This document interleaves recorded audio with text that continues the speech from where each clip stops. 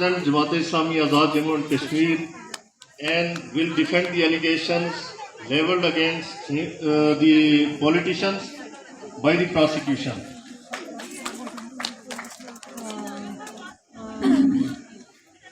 बिस्मिल्लाहिर्रहमानिर्रहीम। मुअज़्ज़ज़ व मोहतरम जस्टिस साहिबान, थोड़ी देर इस तकाज़ा की तरफ से जो इल्ज़ामात और जो केस पेश किया गया, मेरे फाजिल साथियों ने उस पर कमा हक़ को उस पर दलाइल दिए हैं और उसे कंडम किया है। मुझे उसमें कोई इजाफा नहीं करना। पहली बात जो मुझे ये कहना है, वकील इस्तिग़ासा ने कहा कि यहाँ एलिट क्लास है। तो मैं एक जमात का 6 साल अमीर रहा हूँ, 40 साल से प्रैक्टिस कर रहा हूँ, बजा तौर पे सियासतदान हूँ और इस सियासतदान होने पर फ़ख्र है। आज भी किराए के मकान में रहता हूँ। आज मेरी गाड़ी यहाँ बाहर खड़ी है। इस्तिग़ासा अपने किसी मुअज़्ज़ज़ साथी को भेजें और उस गाड़ी को देख लें। वो मिडिल क्लास और लोअर मिडिल क्लास ही के किसी फर्द के पास हो सकती है।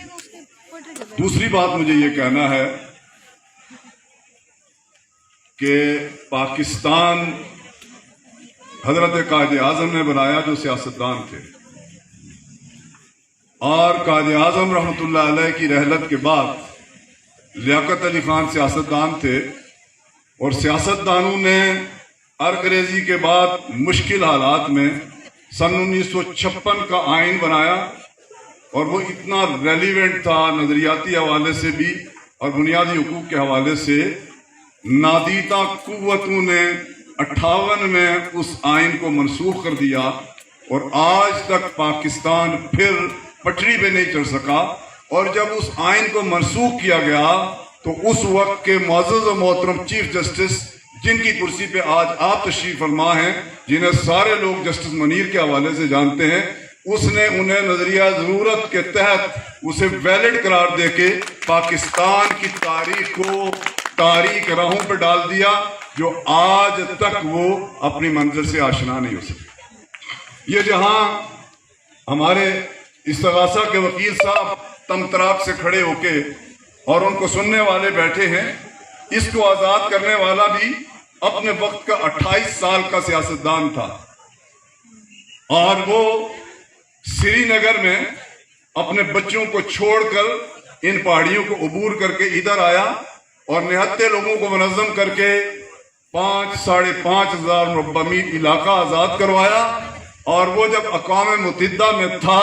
तो सियासतदान को खेल से बाहर करके एक और शख्सियत और फिर उसके बाद एक और शख्सियत, और इस्तिग़ासा वाले आज तक उन्हीं राहों पे उन्हीं के साथ खड़े हैं जिन्होंने उस वक्त के बैरिस्टर को उस अखाड़े से बाहर निकाला। और आज तक मुअज़्ज़ज़ जजेस, पाकिस्तान 1956 में डिरेल हुआ और आजाद कश्मीर 1950 में डिरेल हुआ। आज सियासतदान से आपको इख्तलाफ हो सकता है, सियासतदान के आप तरीकाकार से मुत्तफिक नहीं होंगे, लेकिन सियासत के नाम पे जो फर्द मैं सियासतदान ना हो बल्कि वो आज़ादी का हीरो भी हो, उसे 2.5-3 साल के बाद अक़वाम मुत्तहिदा में भेजने के बाद उसे घर भेज दिया जाए और उसके साथ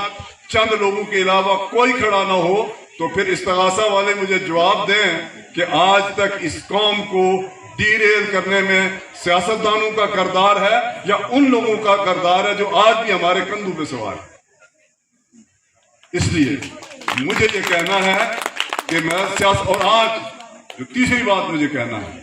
आप सारे यहाँ जजेस आप मुझे सुन रहे हैं और उससे पहले तफसीलन इस्तिग़ासा को सुना, और यहाँ सारे लोग इत्मीनान से बैठे हैं। सियासी कारकुन और सियासतदान 4 माह से सड़कों पे निहत्ता, इस्तिग़ासा से ताल्लुक रखने वाले नौनिहालों और इस कौम के हर फर्द के हक की खातिर भूखा नंगा सड़क पे बैठा है और जेलों में सड़ रहा है, सोचने पा रहा। इस मुल्क के जो इस रियासत के मुअज़्ज़ज़ मोहतरम चीफ जस्टिस साहब और ऑनरेबल जज साहब, इस रियासत में सियासी कारकुन के अलावा कोई फर्द रातों को जाग के इन तलबा جن کی نمائندگی کرتے ہوئے وکیل استغاثہ نے بات کی، ان کے حقوق کے لیے نہ فاقہ زدہ ہوتا ہے، نہ سہران وردی کرتا ہے، نہ آبلہ پائی کرتا ہے، نہ لاٹھیوں کی نظر ہوتا ہے، نہ جیلوں کی نظر ہوتا ہے، نہ دھکے کھاتا ہے۔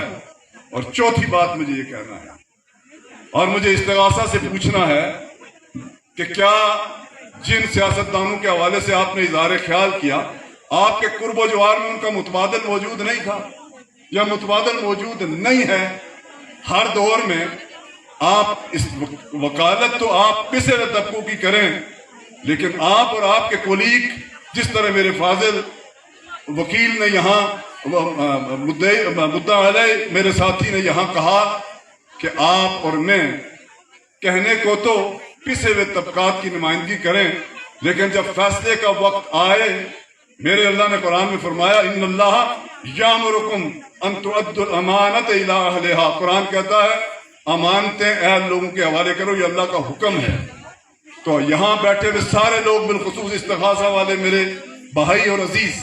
ذرا سینے پہ ہاتھ رکھ کے مجھے بتائیں کہ ہم نے ہر 5 سال بعد پرچی ڈالتے ہوئے جو سب سے عام فریضہ ہے اور اسمبلی میں اپنے حقوق کے محافظین کو بیچتے ہیں، وکیل استغاثہ اور ان کے ساتھی مجھے بتائیں، محترم چیف جسٹس صاحب اور آنریبل جج صاحب، کہ آیا انہوں نے کبھی اللہ کے اس حکم کی پاسداری کی ہے؟ سب سے بڑی امانت ایوان حکومت ہے اور اسمبلی ہے۔ جب آپ محض زیب داستان کے لیے اظہار خیال کریں گے اور عمل کی دنیا میں جا کے آپ انہی لوگوں کو زندہ باد مرد آباد کی بات کریں گے، تو پھر یہی لوگ ہمارا مقدر ہوں گے۔ ڈاکٹر صاحب ایک